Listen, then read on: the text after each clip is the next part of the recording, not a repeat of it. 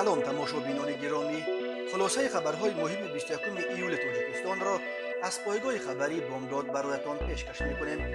شروع میکنیم از یک نگاه کوتاه به سرخط خبر مهم روز در این برنامه. یک قسم سخنرانی امام علی رحمان در نشست سران منطقه به طور پوشیده صورت گرفته است. یکی رو 13 کار زدن، دومی رو 11 کار. تفصیلات کشتار دو زن در دوشتیج.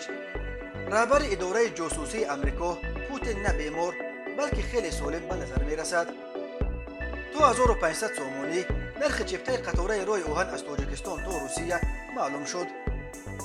بنای اساسی چایخانه راحت ویران کرده نمی شود.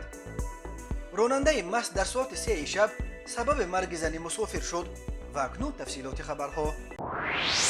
یک قسم سخنرانی پرزیدنت تاجیکستان امام علی رحمان در نشست رهبران 5 کشور آسیای مرکزی در شهر چولپان اتای قرقیزستان به شکل پوشیده صورت گرفته است. در این باره پایگاه خبری قرقیزی ویستی کگه خبر داد. این نشریه گفت در خدمات مطبوعات پرزیدنت قرقیزستان سبب مخفی کردن یک بخش سخنرانی امام علی رحمان را شرح ندادند.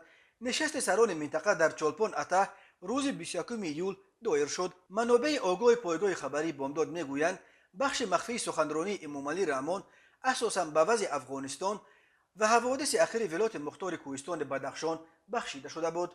امام علی رحمان توانمندی حرکت تندرو طالبان برای رهبری افغانستان را همیشه زیر سوال میبرد. در ولایت مختار کوهستان بدخشان باشد ماه می و ایون سال 2022 در جریان سرکوب موج نو اعتراضها 10 نفر از جمله چند رهبر غیر رسمی این منطقه مختار واقع در تاجیکستان کشته شده، بیش از 120 نفر از جمله با اتهام جدایی طلبی دستگیر شدند. در بخش باز سخنرانیش در چولپان اتا پرزیدنت تاجیکستان افراطگرایی مذهبی را یک تهدید عمده برای کشورهای آسیای میانه نامید و همچنین خواستار توجه بیشتر به رویدادهای افغانستان شد و گفت که آنچه که در افغانستان میگذرد به وضع صلح و ثبات در آسیای مرکزی مستقیما تاثیر میرساند. بنا به اطلاع خدمات مطبوعاتش امام علی رحمان تهدیدهای روزافزون تروریسم، اکستریمیسم، گردش غیر قانونی مواد مخدر و سلاح، کیبر جنایت‌ها و دیگر شکل‌های جنایتکاری متشکل فرامرزی را به خصوص تاکید نموده، تمایل‌های تعلیل ایدئولوژی رادیکالیسم دینی در منطقه و موجودیت به اصطلاح گروه‌های خفته تروریسم و اکستریمیسم بین المللی به صفت تهدیدهای جدی به امنیت نامید و همچنین با اظهار نگرانی تاثیر منفی روندهای در افغانستان به عمل آمده را به کشورهای منطقه قید کرد. و اما در همین حال تاجیکستان در برابر ترکمنستان شرطنامه دوستی همسایگی و همکاری با مقصد رشد آسیای مرکزی در عصر 21 یک سند اساسی را که باید در چولپان اتا تصویب میشد امضا نکردند. زیر این سند تنها پرزیدنت‌های ازبکستان، قزاقستان و قرقیزستان امضا گذاشتند. سامانه پرزیدنت قرقیزستان گفت تاجیکستان و ترکمنستان این سند را بعد پشت سر کردن روندهای داخلی دولتی در کشورهای خود امضا میکنند. طبق این سند کشورهای منطقه عهده‌دار میشوند که با یک دیگر برای رفع تهدیدها به استقلال و یکپارچگیشان کمک و پشتیبانی ظاهر کرده در صورت پیش آمدن چنین تهدیدها از طریق مشورت‌های دو جانبه و در سطح منطقه جهت رفع آنها دست به کار میشوند. این شرطنامه به کشورهای آسیای مرکزی استفاده نیروی حربی را به ضد همدیگر منع کرده کشورها همچنین عهده‌دار میشوند که به پیمان و سازمان‌های عربی نپیوندند. ولی سوال این است که در این صورت آیا تاجیکستان و قزاقستان و قرقیزستان با عضویت خود در اودکبه یا پیمان امنیت دستجمعی چی باید کنند؟ در سند همچنین گفته شده است که کشورهای آسیای مرکزی اختلاف‌های بین آنها به وجود آمده را باید با حسن احترام و حسن تفاهم تنها با راه آسایش‌های دیپلماتی حل کنند و دست به استفاده نیرو نبرند. خبر کشتار دو زن فراش در مرکز نویای دوشتیج ولایت سوخت یک خبر از همه پرسر و صدای روزهای آخر تاجیکستان باقی میماند. سامانه فرش برخی تفصیلات این کشتار بیرحمانه را نشر کرده است. مونیسا فاضلووا یکی از خویشاوندان دو زن کشته شده به فرش گفت کشته شدگان وارثه فاضلووا خواهر او و امیده زاکرova زن دادرش میشوند. آنها ساکنان دهه غزنترک جماعت غزنترک بودند و هر دو 3 سال این جانب در اداره زمین نویای دفشتیج باعث فراش کار میکردند. از سببی که کارمندان اداره روزهای شنبه تا دیر وقت کار میکنند، فراشان روز یکشنبه برای تازه کردن اتاقهای کاری میروند. حادثه روز یکشنبه 17 ایول رخ داده. تا هنوز سببهای حادثه را نمیدانیم. این 2 نفر شخصان عادی و بی‌آزار بودند. مزد ناچیز میگرفتند و مهنت حلال میکردند. یک روز قبل در اداره زمین کمتر سوختار شده بود. فراشها برای اندازه کردن عاقبت‌های آتش سوزی رفته بودند. خواهرم 56 سال و کلینمان 45 سال داشتند. از خواهرم وارثه یک پسر و از زن دادرم امیده 3 دختر نابالغ یتیم ماندند. نقل کرده است فاضلوه.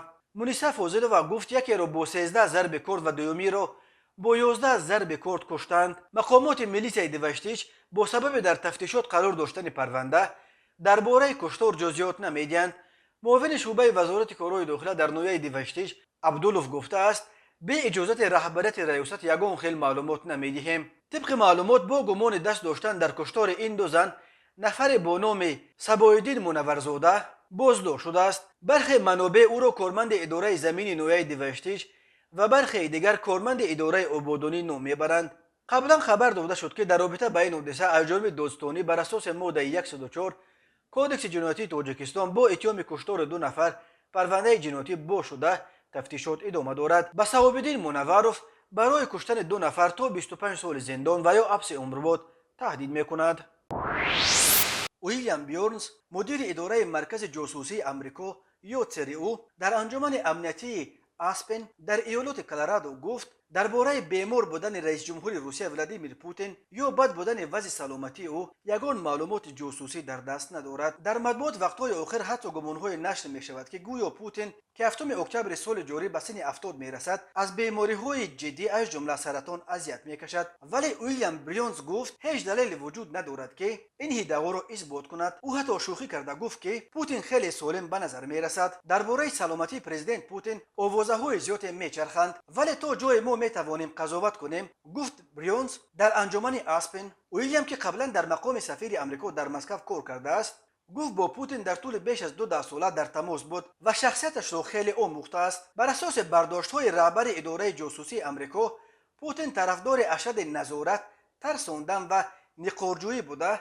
این ویژگی‌های طبیعت او به ویژه در 10 سال اخیر که دایره مشاورانش محدود شد برجسته تر شدند. او معتقد است که رساله وی همچون رهبر روسیه ایای روسیه همچون کشور ابرقدرت است. او برقرار کردن قلمرو نفوذ بر همسایه‌های روسیه را کلید رسیدن به این هدف می‌شمارد و بر این است که اگر اوکراین را تحت نظارت ندارد با این هدف خود نائل شدن نمیتواند. اظهار داشت رهبر اداره جاسوسی آمریکا. ویلیام ماه نوامبر سال 2021 در پی اینکه مقامات جاسوسی آمریکا درباره نقشه حمله روسیه به اوکراین معلومات موثق به دست آوردند به مسکو آمد تا رهبران روسیه را از عاقبت‌های جدی این حمله هشدار دهد. ولی او گفت من از مسکو با نگرانی از ساعت آمدنم بازم بیشتر برگشتم. به عقیده ویلیام نقشه‌های پوتین بر اساس حدس‌زنی‌های کاملا اشتباهی و برخی خیال‌باف‌های بخصوص در مورد اوکراین و عزم این کشور به مقاومت ساخته شده بود. پوتین در حقیقت به حرف‌های خود باور دارد. من شنیده بودم که او در طول چندین سال در صحبت‌های خصوصی میگفت که اوکراین دولت واقعی نیست ولی دولت‌های واقعی اند که مقاومت نشان می‌دهند. درست همون کاری که اوکراین کرد،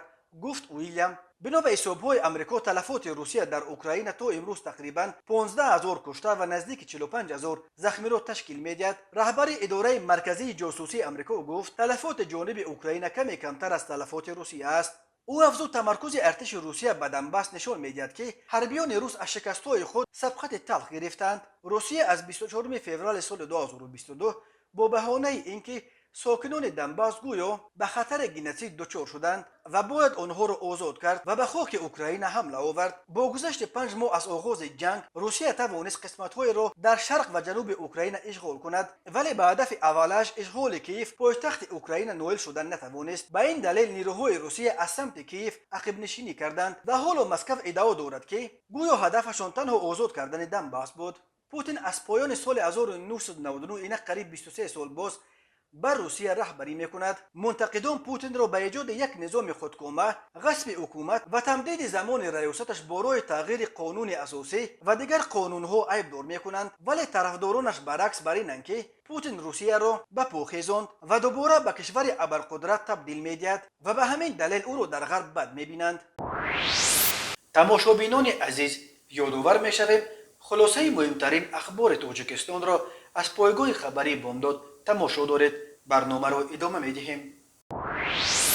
معاون سردار خدمات بخطری قطاره‌های راه آهن ولایت ختلان ظاهرشاه فیض‌اللهیف در نشست مطبوعاتی خبر داد که نرخ چپتای قطاره راه آهن از شهر دوشنبه تا وокزال شهر ولگاگراد روسیه تقریباً 1400 یا 1500 سومونی را تشکیل خواهد داد. اگر چپتا پیشتر برای مثال 1 ماه پیشتر خریده شود 200 یا 300 سومونی ارزانتر می شود. علاوه کرده است فیض‌اللهیف. او افزود روزهای نزدیک فروش چپتاهای قطار از دوشنبه به ولگگراد آغاز می‌گردد. اخیراً ارژده یا شرکت رای آهن روسیه خبر داد که حرکت قطارهای مسافرکش بین تاجیکستان و روسیه که از 7 مارس سال 2020 به سبب کرونا ویروس متوقف شده بود، از 30 آگوست سال 2022 دوباره برآمده می شود. قرار است حرکت قطارهای مسافرکش از شهرهای دوشنبه و خوجند تاجیکستان تا شهر ولگگراد روسیه برآمده شود. جدول حرکت قطارهای شرکت رای آهن تاجیکستان چنین است: از 30 آگوست خط سیر رقم 329 303 دوشنبه ولگگراد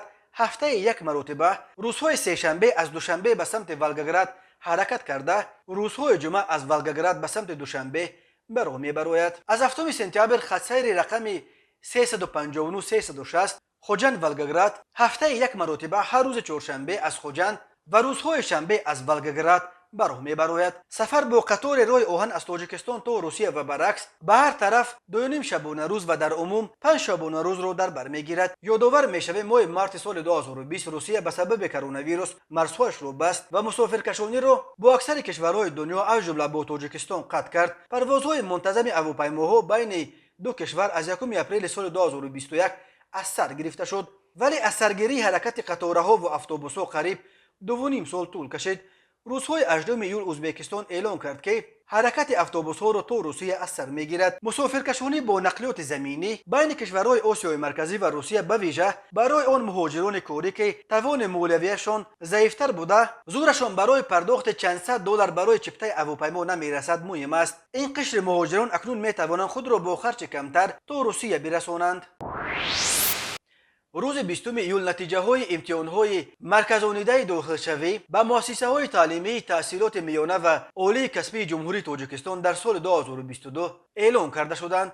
داوطلبانی که طبق نتیجه های EMD موفق گردیده و به آزمون تقسیمات راه یافتند 25 ایول دانشجو گردیدن یا نگردیدن آنها معین کرده می شود. مرکز مطبوعات مرکز ملی تستی نزد پرزیدنت جمهوری تاجیکستان خبر داد که معلومات مفصل درباره نتیجه امتحان سپاری هر داوطلب در کابینت انفرادیش جایگیر کرده شده. اینچنین به تلفن‌های موبیلی هر داوطلب که رقم آن در ورقه به قیدگیریش در میدان تلفن موبیلی قید گردیده است پیامک رایگان با معلومات مختصر فرستاده شد. طبق ترتیبات مقرر کرده حکومت جمهوری تاجیکستان داوطلبانی که حال گزارش را از یک یا یک چند سوبیکت قسم A و یا قسم B یا AB9 صاحب نمیگردند حقوق اشتراک کردن در تقسیمات از روی اختصاصهایی که سپردن این قسم‌ها را طلب میکند ندارند. معلومات مفصل درباره نتیجه های در امتحان‌ها به دست آورده هر داوطلب با نشان دادن خال، بال یا امتیاز و یا کیفیتنت و معلومات درباره صاحب شدن یا نشدن داوطلب به خال‌های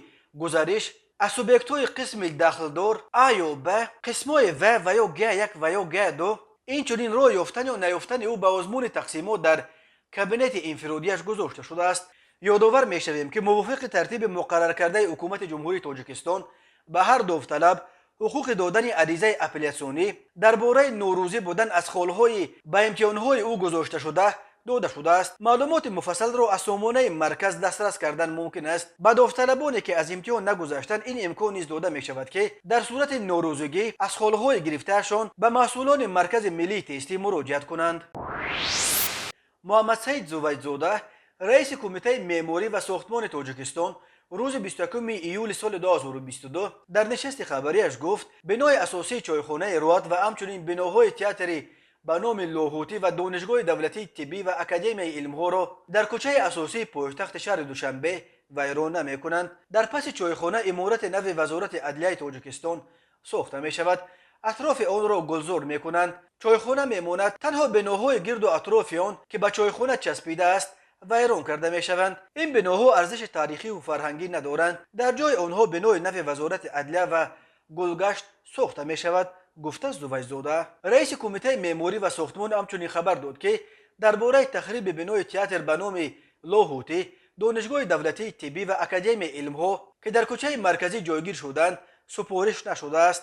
از این رو آنها هم ویران کرده نمی‌شوند. زویدزاده گفت در نقشه برای جامعه همچنان مخفی گیم پلان دوشنبه تخریب این بناها پیش بینی نشده است. این در حالی است که بر اساس گیم پلان در سالهای اخیر الکی یک سلسله بناهای تاریخی پایتخت تاجیکستان از جمله بناهای بازار برکت، سینگوگ یهودیان، شهرداری دوشنبه، تئاتر روسی به نام مایاکوفسکی و حتی بنای کاخ پرزیدنت که در پهلوی چایخانه راحت جایگیر شده بود. همچنین چندین بناهای استقامتی و معموری در عصر گذشته در کوچه مرکزی دوشنبه بنیاد شده ویران کرده شدند. تئاتر روسی به نام مایاکوفسکی را حالا در بنای کینوتئاتر تاجیکستان جای کردند و روسیه برای بازسازی آن کمک میکند. به جای بازار برکت در کوچه سرخاب بعدا بازار نو مرگون ساخته شد. اول ماه می مقامات به تخریب بناهای اطراف چایخانه راحت سر کردند و این باعث نگرانی بخش اعظم ساکنان بخصوص روشنفکران در مورد سرنوشت این بنا شد. چایخانه راحت یکی از رمزهای عمده دوشنبه عصر 20 به شمار می رود و برخی روشنفکران تاجیک به این نظرند که مقامات حالا برای ساختن دوشنبه عصر 21 آثار بازمانده از دوشنبه عصر قبلی را بدون ترحم از بین برده ایستادند. و حالا یک مرور کوتاه به اخبار کریمینالی و حادثه‌های ناخوش روز. در نتیجه گذرانیدن کارهای سنجشی در دایره عملیات شردی کرد از جانب کارمندان میلیسیای پایتخت، یک نفر سرچشمه یعنی پنکننده پردمیت‌های به صفت سلاح سرد استفاده شونده معین کرده شد. ضمن سنجش در بازار کاروان واقع در ناحیه فردوسی شهر دوشنبه آشکار کرده شد که صاحبکار انفرادی چلایف ظفر پیر محمدویچ سال تولدش 1978 استقامت کننده شهر دوشنبه کوچه فردوسی به فروش پردمیت‌های خلنده و برنده مشغول می باشد. ضمن از نظرگذرانی از فروشگاه مذکور مقدار زیاد کارت‌های گوناگون تمغه که به صفت سلاح سرد استفاده می‌شوند دریافت و مصادره کرده شدند. با نظرداشت حالت مذکور نسبت شهروند چلایف ظفر پروتکل حقوق ویرانکنی مأموری ترتیب داده شده از جانب سود ناحیه فردوسی حبس مأموری به مدت 5 شبانه روز تعیین کرده شد. به شعبه وزارت کارهای داخله در ناحیه فرخار با عریضه مرد 30 ساله ساکن ناحیه مذکور مراجعت نموده است که شب 14 به 15 ایول سال 2022 تخمینا ساعت 01:00 دقیقه شخصان نامعلوم با راه پنهانی از زمین‌های خواجگی دیقونیش واقع در جماعت دهات در قد امین نویه یک سر چاروای کلون شاهدار را دزدیده از جای حادثه غیب شده است. ضرر رسانیده شده 10,000 سامانی را تشکیل می‌دهد. ضمن گذرانیدن چاره‌بینی‌های اپراتیوی جستجوی از جانب کارمندان میلیسیا، مرد 30 ساله ساکن ناحیه مذکور همچون گمانبر در صادر نمودن جنایت دزدی دستگیر کرده شد. از روی این حادثه تفتیشات ادامه دارد.